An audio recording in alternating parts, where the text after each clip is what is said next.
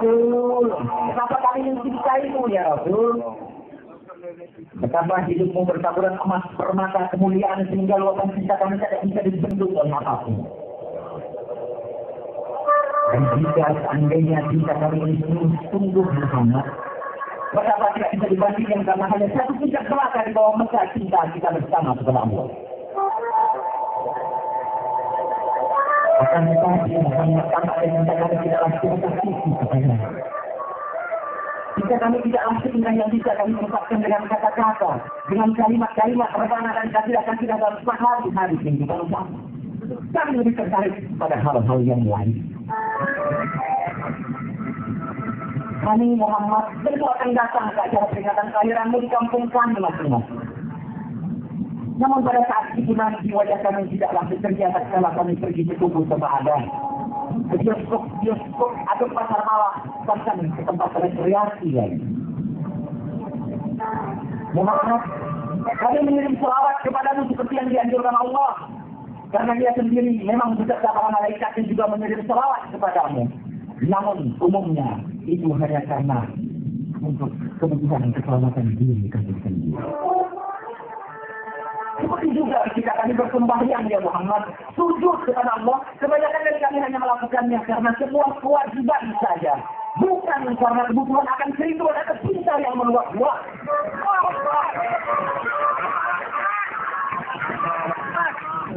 Kalau kami berdoa ya Muhammad, doa kami berfokus pada kepentingan pribadi masing-masing saja. Sesungguhnya Muhammad kami belum mencapai bentuk kepribadian yang mencukupi untuk disebut sebagai sahabatmu.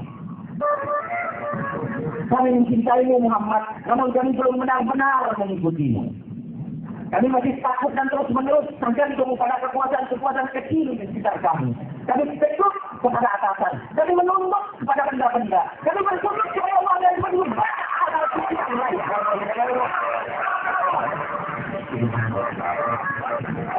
Setiap tahun Muhammad kami memperingati telah 1000 kali umat melakukan peringatan itu. Tetapi tidaklah kami hanya jalan tempat. Tidak cukup ada peningkatan penghayatan, tidak cukup output personal maupun sosial dan proses pemenuhan adalah pemerintahan atau ekonomi.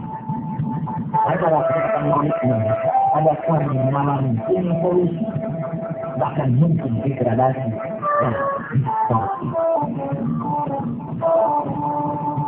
Muhammad kekasihku, zaman telah memudahkan, kami telah mengubah zaman. Namun kualitas pencintaan kami kepadamu tak kunjung meningkat. Kami telah melalui berbagai era, perkembangan dan kemajuan. Ilmu, pengetahuan dan teknologi kami semakin dahsyat, namun tidak diikuti dahsyatnya perwujudan cinta kami kepadamu, Muhammad. Kami semakin pandai, namun kami tidak semakin bersujud. Kami semakin cinta, namun kami tidak semakin berislam. Kami semakin maju, namun kami tidak semakin berihsan. Kami semakin berkembang, namun tidak semakin berihsan. Memang ya Muhammad, kami masih primitif soal akhlak. Substansi utama ajaran itu. Padahal kami tidak bisa belajar soal akhlak, karena kita menjadi naluri manusia.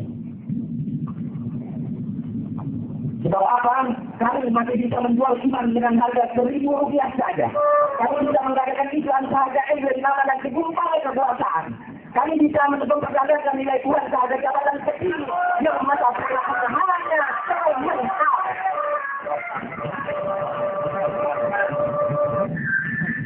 kami bisa memukul saudara kami sendiri, bisa menipu, meliciki, mencuri, meninggal dan menghujat hanya untuk beberapa rupiah.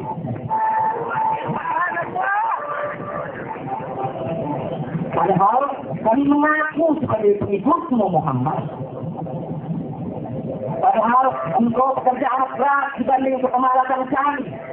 Engkau adalah negarawan agung dibanding ketipusan politik kami. Engkau adalah ilmuwan ulung dibanding kepandaian semu kami. Engkau adalah seniman anggun dibanding vulgarnya kebudayaan kami. Muhammad seperti engkau adalah mujahid yang tak mengenal putus asa dibanding gerakan kekalahan-kekalahan. Engkau adalah pejuang yang datang perkasa terhadap godaan benda emas dibanding kekaguman kami terhadap hal-hal yang sama. Engkau Muhammad adalah moralis kelas utama dibanding kemunafikan kami. Engkau adalah panglima kehidupan yang tak terbandingkan oleh keprajuritan dan ketergantungan kepribadian kami. Engkau adalah pembebas kemanusiaan. Muhammad kekasihku, engkau adalah pembimbing kemuliaan. Engkau adalah penyelamat nilai kemanusiaan. Engkau adalah organisator dan manajer yang penuh keunggulan dibanding ketidaktertataan keumatan kami. Padahal engkau adalah manusia sukses menjadi nabi, dan nabi yang sukses menjadi manusia di hadapan kami. Engkau adalah diktator budak-budak ya Muhammad. Saudara kami adalah budak-budak yang tidak pernah merasa dan tidak pernah mengakui bahwa kami sebenarnya adalah budak. Sementara kami adalah budak-budak dalam sangat banyak konteks. Yang sudah berbincang tentang perbudakan, segera mencari kalimat-kalimat dan retorika serta nada yang sedemikian indahnya tidak bisa membuat kami tidak lagi menyimpulkan bahwa kami sesungguhnya adalah budak. Muhammad kekasihku, di negeri ini umat yang terbanyak dan pengikutnya. Di negeri ini Muhammad, kami punya Muhammadiyah, kami punya Nahdlatul Ulama, kami punya MUI, kami punya ISMI, punya ulama-ulama, punya Bal Islam, punya HSI, PSI, pemuda Ansor, pemuda Muhammadiyah, pesantren, sekolah Islam, kelompok-kelompok studi Islam intensi, yayasan, budaya, seniman dan apa saja kami punya di negeri ini Muhammad.